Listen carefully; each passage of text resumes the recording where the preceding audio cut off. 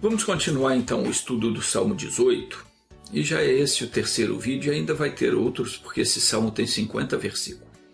No primeiro nós estudamos até o versículo 6, no último vídeo nós chegamos até o versículo 17, e hoje nós vamos dar continuidade ao estudo, mas antes eu gostaria de lembrar que tudo isso que aconteceu com Davi é um exemplo do que acontece conosco. Embora naquele tempo os inimigos eram seres humanos, hoje a batalha que nós travamos não é contra pessoas, mas sim contra as forças infernais que nos oprimem. Isso está escrito em Efésios capítulo 6, versículo 12. O apóstolo Paulo diz: pois não é contra a carne e sangue que temos de lutar, mas sim contra os principados, contra as potestades, contra os príncipes do mundo destas trevas, contra as hostes espirituais da iniquidade nas regiões celestes. O verdadeiro inimigo do ser humano é espiritual. Claro que tem pessoas que não simpatizam conosco, muitos até desejam o nosso mal, mas isso não vem deles, e sim de Satanás. Toda pessoa que tem mágoa, ódio no coração, ou algum sentimento ou desejo de causar algum mal a quem quer que seja, essa pessoa está sendo usada por um demônio, e ela precisa abrir os olhos e se converter à palavra de Deus, porque senão o fim dela vai ser triste. Os demônios são os responsáveis por todo tipo de desavença, e são eles também os causadores de enfermidades no corpo. São eles também que usam as autoridades governamentais, os príncipes e potestades deste mundo, para criar leis, decretos injustos, causando miséria, sofrimento e desgraça na vida de muita gente. Paulo alerta: nós temos que lutar contra as hostes espirituais da maldade. Para vencermos essa luta, só mesmo estando fortalecidos no Senhor. E esse fortalecimento ele vem quando nós lemos a Bíblia todos os dias, quando nós procuramos ouvir a pregação do Evangelho, guardamos no coração as promessas que Deus nos fez, porque nenhuma delas voltará vazia para Ele. Todas elas se cumprirão no tempo oportuno. Então tudo o que nós precisamos saber é o que nos pertence por direito, aquilo que Jesus conquistou por nós. E quais são as armas espirituais que nos foi dada por meio da revelação da palavra. Isso é o que nós precisamos para vencer o mal. Quando uma pessoa se torna conhecedora dos seus direitos em Cristo, e ela aprende a manipular bem a espada do Espírito, que é a palavra de Deus, e ela aprende a fazer a oração certa na hora certa, essa pessoa se torna uma ameaça para o inferno. Não tem força das trevas que resiste, nem inimigo que não caia por terra quando Deus se levanta para lutar por nós. Deus é o nosso amparo. Continuando então o estudo do Salmo 18, Davi diz no versículo 18: surpreenderam-me eles no dia da minha calamidade, mas o Senhor foi o meu amparo. O diabo é um bicho covarde, ele sempre espera um momento de fraqueza nossa para nos pegar desprevenido. Ele aproveita esses maus momentos para nos atacar. E muita gente é derrotada porque não está firme na fé. Deus nos ordena viver pela fé e não aceitar as mentiras do capeta. Nós não podemos nos assustar com o quadro que o diabo pinta. Ele sempre vai fazer com que tudo pareça perdido. A pessoa se deixa guiar pelos olhos e ela começa a se desesperar à toa. Ainda que tudo prove que não há mais nada a se fazer, nunca joga a toalha. Deus é fiel em tudo quanto prometeu. De modo algum ele vai negar a si mesmo, ainda que nós sejamos infiéis. Então Davi testemunhou que Deus foi o seu amparo. O Senhor é o nosso amparo. Ainda que todo o inferno se levante contra nós, Deus nos irá sustentar, vai nos fortalecer para que o nome dele seja glorificado. O Salmo 29, versículo 11 diz que o Senhor dá força ao seu povo. Agora preste atenção. Na declaração que Davi fez no versículo 19, ele diz assim: trouxe-me para um lugar espaçoso. Livrou-me porque tinha prazer em mim. Não pense você que você pode viver como bem entende, porque Deus vai te livrar sempre de qualquer maneira, não. O Senhor nosso Deus, Ele se agrada daquele que dá atenção para a sua palavra. Quando nós temos prazer em obedecer ao Senhor, Ele se agrada de nós. E Ele faz com que todas as coisas nos sejam favoráveis. Tudo vai bem para aquele que anda no caminho certo. Romanos 8:28 diz: sabemos que todas as coisas contribuem para o bem daqueles que amam a Deus, daqueles que são chamados pelo seu decreto. O Salmo 37, no versículo 4, diz: agrada-te do Senhor, e Ele satisfará os desejos do teu coração. Muita gente ora, pede e não consegue. Por quê? Porque a Escritura diz que Deus satisfará os desejos do coração daquele que o agrada. Se Davi não fosse uma pessoa agradável a Deus, ele não teria sido socorrido quando precisou. Ele mesmo disse: livrou-me porque tinha prazer em mim. Tenha prazer em conhecer e praticar a palavra de Deus. Procure fazer com que Deus se regozije em você. Diz a Bíblia em Neemias capítulo 8, versículo 10, a alegria do Senhor é a nossa força. Então, você quer ser forte contra o inimigo? Procure ter sempre os mandamentos do Altíssimo. Procure cumpri-los, porque é dessa forma que se anda com Deus. Está escrito em 2 Crônicas 15:2 que Deus está conosco enquanto nós estamos com Ele. A única forma de nós termos Deus conosco é termos em nossa mente, em nosso coração, as suas palavras. Não é de outra forma. Enquanto nós estamos focados na palavra de Deus, alimentando o nosso espírito com os ensinamentos de Jesus, nós estamos lado a lado com Deus. E não há demônio que ouse nos enfrentar neste momento.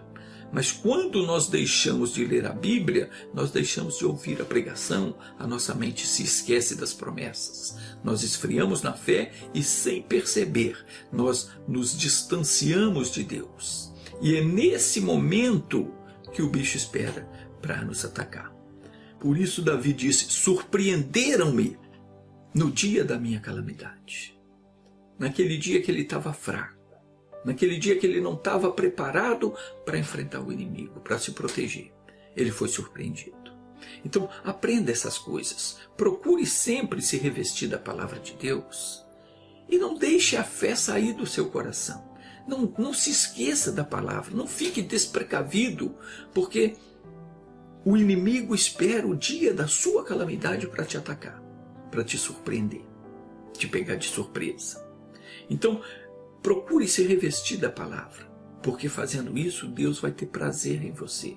E Ele vai te livrar do mal e vai te levar para um lugar seguro, um lugar espaçoso. Davi disse que foi isso que Deus lhe fez. Ele disse: trouxe-me para um lugar espaçoso. Livrou-me, por quê? Porque tinha prazer em mim.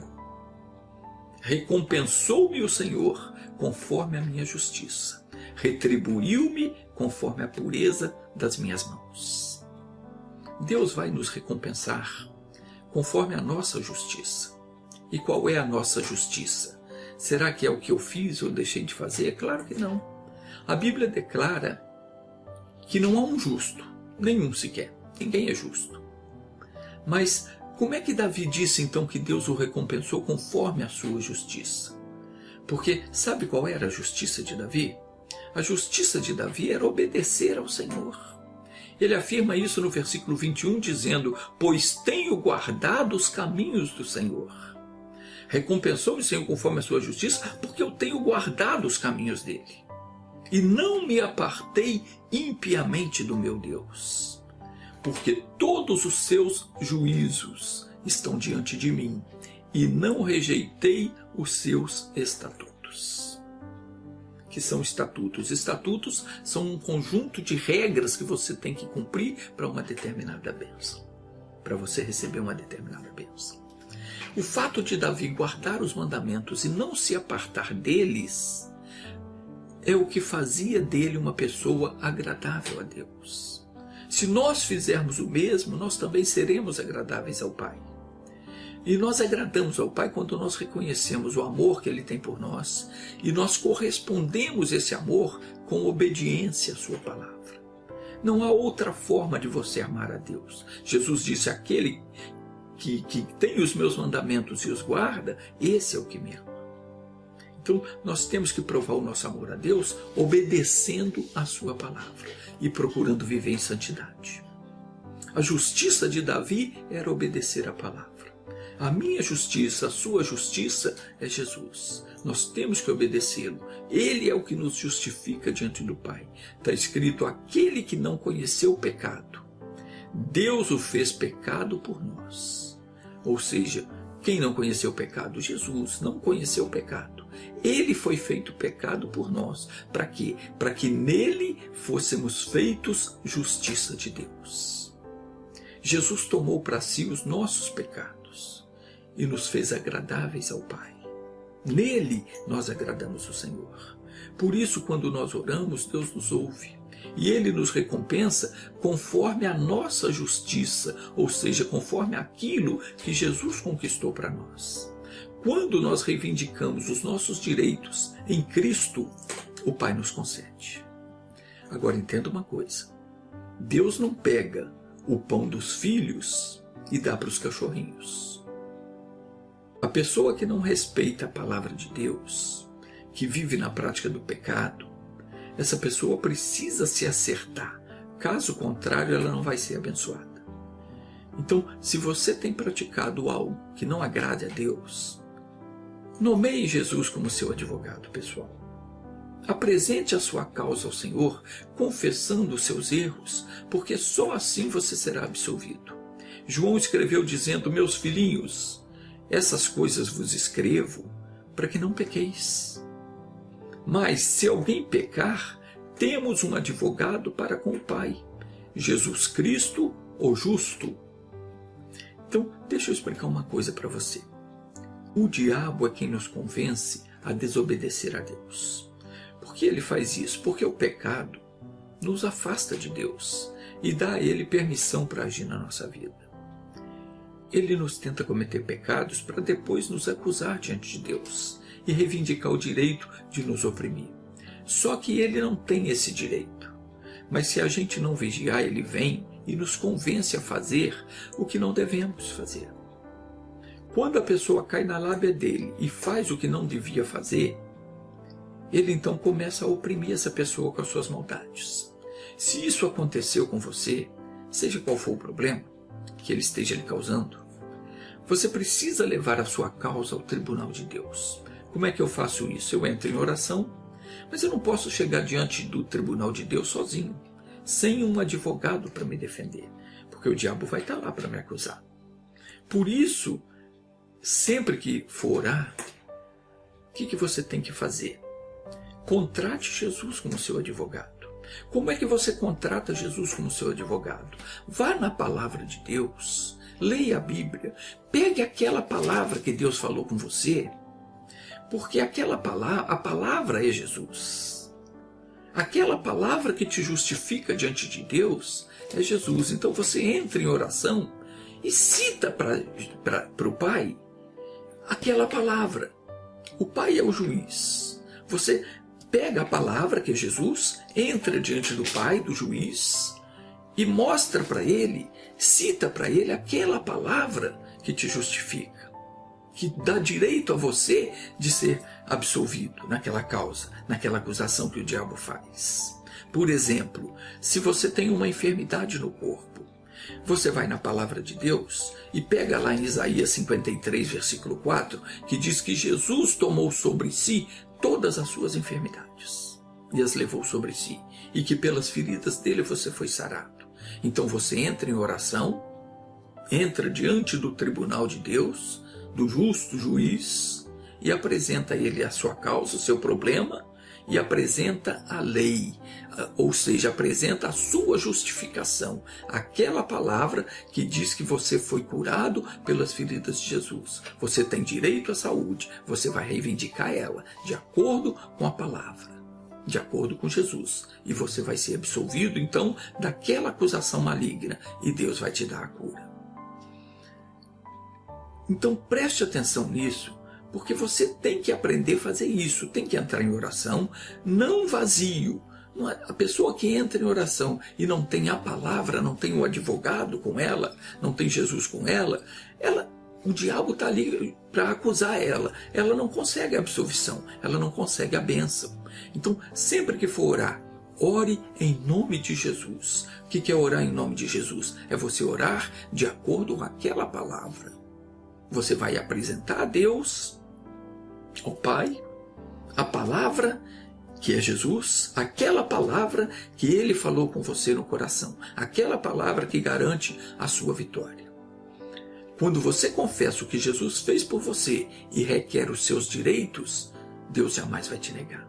Você vai receber. Fazendo assim, o diabo não vai conseguir te segurar nas garras dele. Não tem como ele te acusar, porque Jesus é quem te justifica diante de Deus. A palavra é que te justifica. Então, de que forma nos justifica? Ele nos justifica lembrando o Pai que Ele morreu pelos nossos pecados.